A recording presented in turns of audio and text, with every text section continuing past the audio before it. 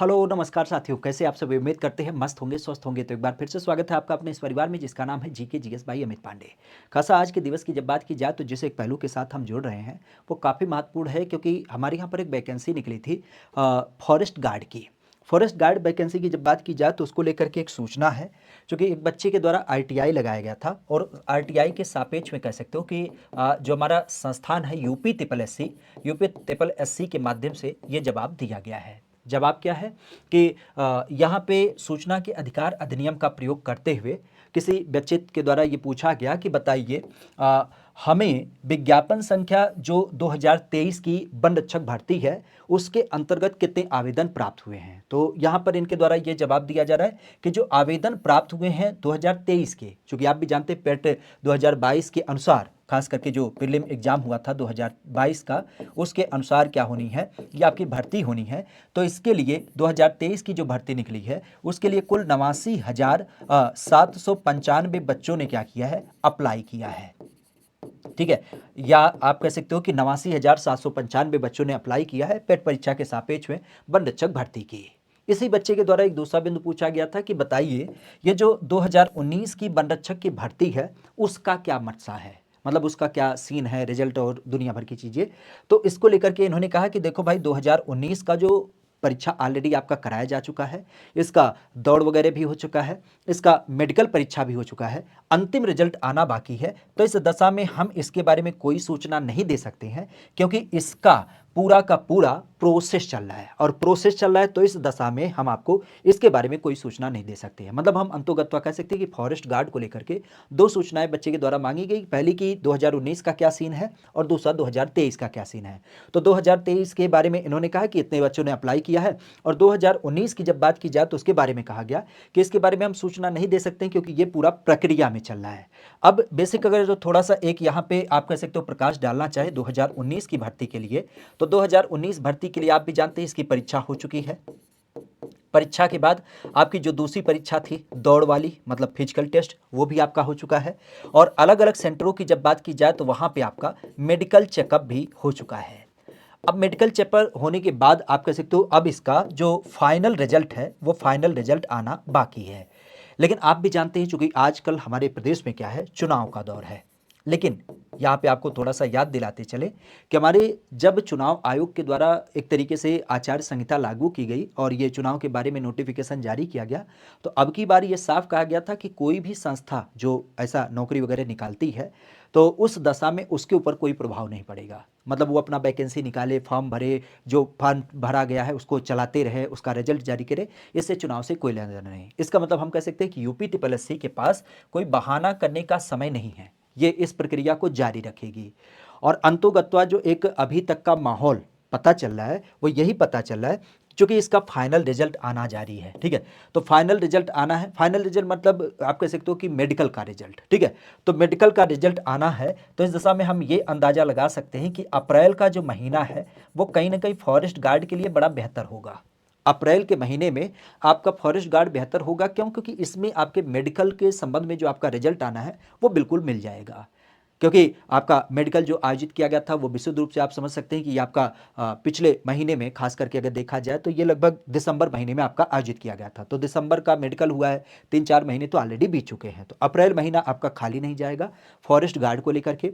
और दूसरा विषय ये है कि फॉरेस्ट गार्ड का मेडिकल का रिजल्ट आ जाएगा तो फिर अब दूसरा बिंदु होगा डीबी का, क्योंकि डॉक्यूमेंट वेरिफिकेशन किया जाएगा। तो वो कब होगा? तो ये बात यहाँ पे थोड़ा सा संशय हो जाएगा। क्यों? क्योंकि आप भी जानते इससे पहले हमारे यहाँ पर बीडीओ का आपका क्या होना है, आपका डॉक्यूमेंट वेरिफिकेशन होना है, क्योंकि बीडीओ का भी रिजल्ट जारी कर दिया गया है। तो इस दशा में आयोग पहले बीडीओ को प्रेफरेंस देगा आपके डीबी कराने के लिए, क्योंकि वो वैकेंसी 2018 की है। यहाँ पे इसकी अगर डीबी की बात करें, क्योंकि चुनाव का भी एक थोड़ा सा सर्दगर्म माहौल है, तो इस दशा में इसकी जो डीबी होगी वह अंतोगत्वा आप कह सकते हो कि आपके जून महीने से पहले तो संभव नहीं है। और जून चूंकि आप भी जानते हैं चुनावी माहौल है, तो इस दशा में हम कह सकते हैं या तो जून के लास्ट में होगी, या फिर आप कह सकते हो यूं कि ये कहीं ना कहीं आपका जुलाई भी हो सकता है। तो ये बात सत्य है कि जून या जुलाई के महीने में क्या होगा, इसका डीबी आपको देख मिलेगा। हाँ, बीडीओ के डीबी की जब बात की जाए तो बीडीओ को जो डीबी होनी है वह आप कह सकते हो कि इसी बीच में आपको हो जाएगी, मतलब अप्रैल महीने मई महीने के भीतर में। बीडीओ जो 2018 की आपकी वैकेंसी है, क्योंकि आप भी जानते हैं ये बड़ी पुरानी वैकेंसी है और यहाँ पे एक तरीके से दबाव भी है, क्योंकि पुरानी वैकेंसी है तो बहुत ज़्यादा बच्चे भी नहीं हैं और ये फाइनल स्टेज में है, क्योंकि इसका रिजल्ट निकाल करके केवल डीबी कराना है। तो इस दशा में ये पहलू आपको दिख मिल जाता है। एक चीज़ यहाँ पे और आपको साझा करते चले, खास करके इसी बीच में एक और आपने वैकेंसी देखी होगी जिसका नाम है वन दरोगा। वन दरोगा भर्ती भी आपके यूपी ट्रिपल एस आयोग के माध्यम से ही आपकी आयोजित की जा रही है।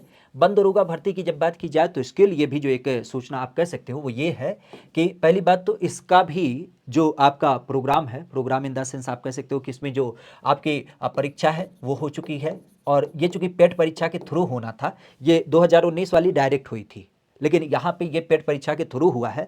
तो पेट परीक्षा हुई, उसके बाद मुख्य परीक्षा हुई और मुख्य परीक्षा के बाद आप कह सकते हो इसका दौड़ वगैरह करा लिया है। ठीक है, दौड़ वगैरह कराने के बाद इसका क्या किया गया था, रिजल्ट वगैरह जारी कर दिया गया था। और मुख्यतः अगर देखा जाए तो इस सापेक्ष हम यूँ कह सकते हैं कि ये जो आपके खास करके फॉरेस्ट गार्ड के अलावा आपके वन दरोगा अर्थात फॉरेस्ट इंस्पेक्टर हैं, इनके लिए जो एक सूचना है वो ये है कि वन दरोगा का जो भी आपका एक तरीके से कह सकते हो कि आपका एग्जाम वगैरह के डीबी वगैरह का कॉन्सेप्ट लगा है वो कब लगेगा, तो ये लगेगा इसी वीडियो के बाद में। तो वीडियो की जो परीक्षा है उसी वीडियो के बाद क्या होगा, यह आपका यहाँ पे कराया जाएगा। तो वीडियो परीक्षा का जो डीबी है, ये वीडियो का डीबी जब हो जाएगा तो उसके बाद क्या होगा, आपका कराया जाएगा।